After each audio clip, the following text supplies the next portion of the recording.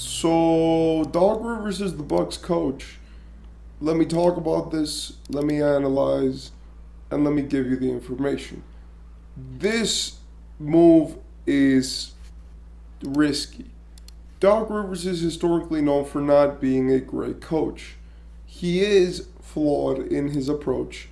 He does use a lot of, different uh, skills and ways of coaching which are not really conducive to winning.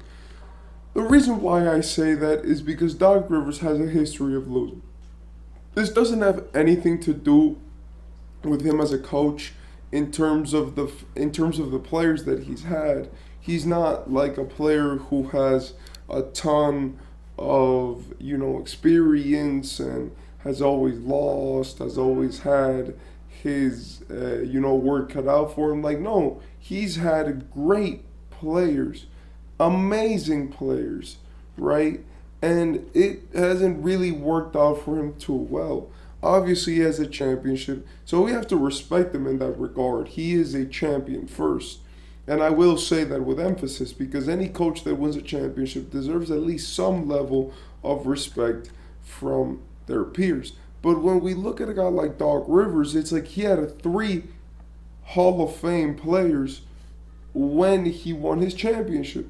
So in reality, when we look at something like that, right, and then when we really analyze what's going on in this situation where he goes to a team which, has such a high standard for him, the real question is like, is it gonna work?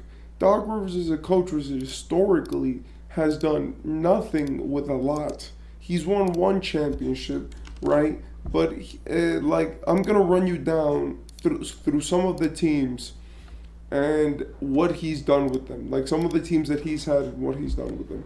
So first, we want to have the Orlando Magic with Tracy McGrady. Because of Doc Rivers and his stubbornness, they could not get Tracy McGrady to play with Tim Duncan.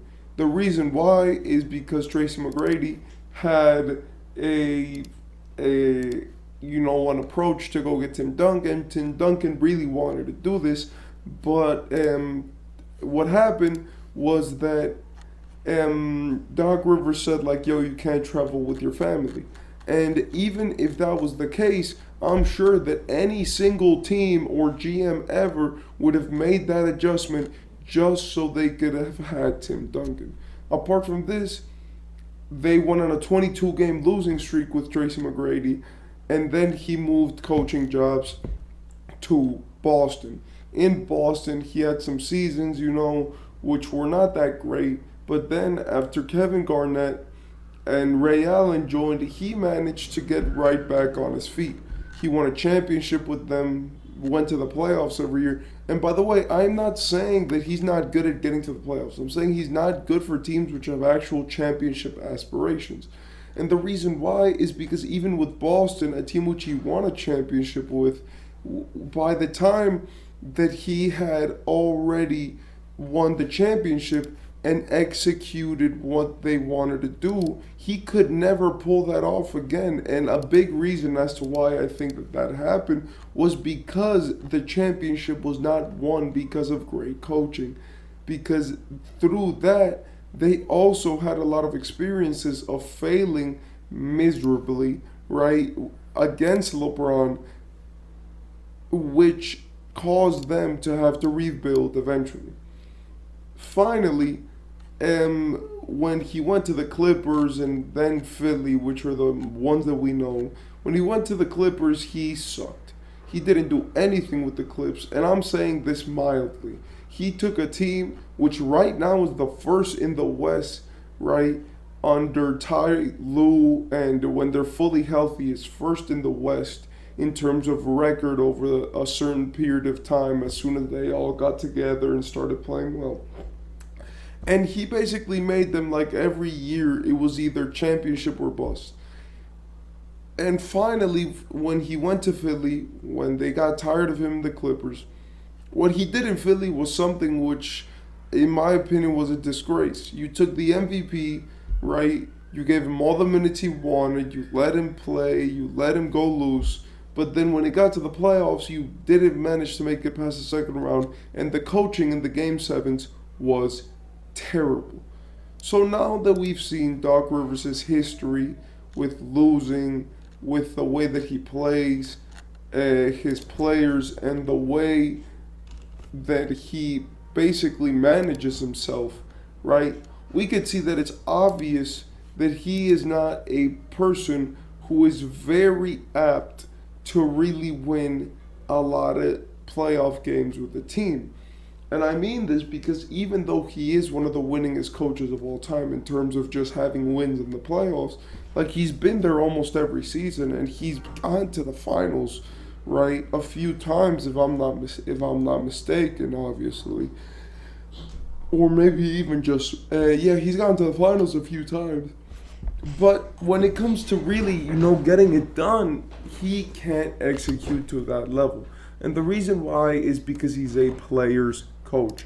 Doc Rivers does not coach a team. Doc Rivers does not care about the respect that his players have for him. He cares more about being a good coach and that his players don't get a bad reputation of him.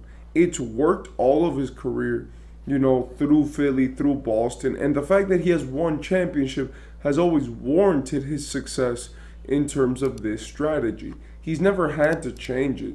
Why would he change it when he already won? So he's shown that his coaching is at least effective. It's possible to win a championship with him.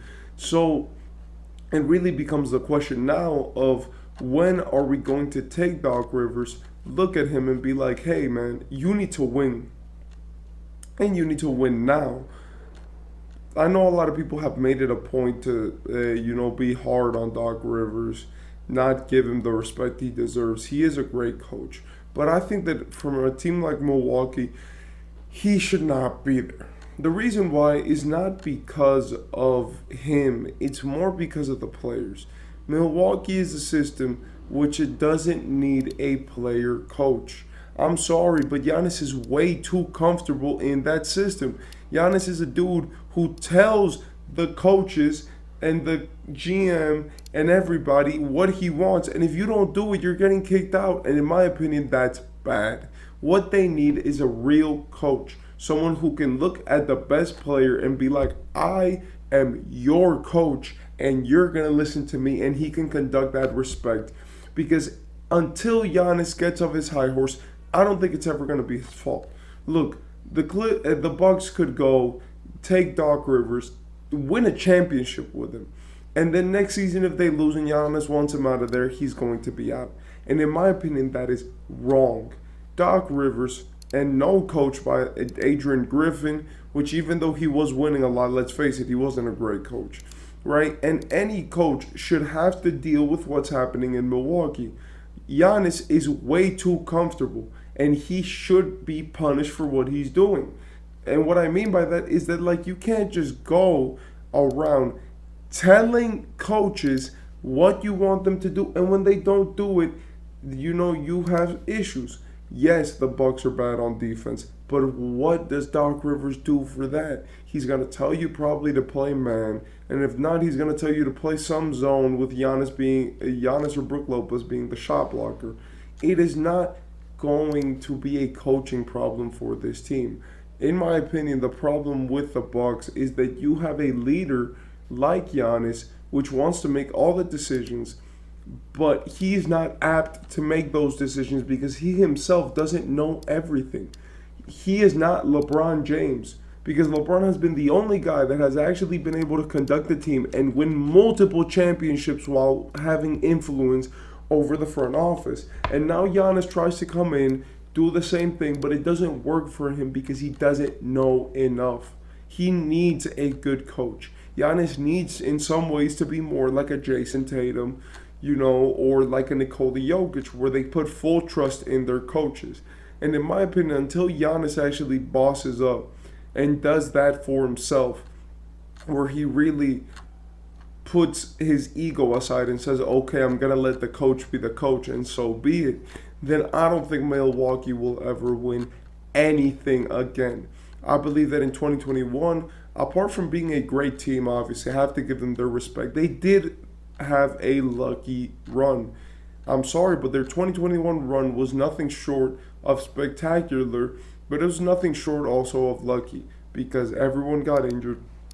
And it was a season where you could really take advantage of a team like Brooklyn not having their best players. So when it comes to Milwaukee, I don't think the coach is ever going to be the problem as long as Giannis does what he does.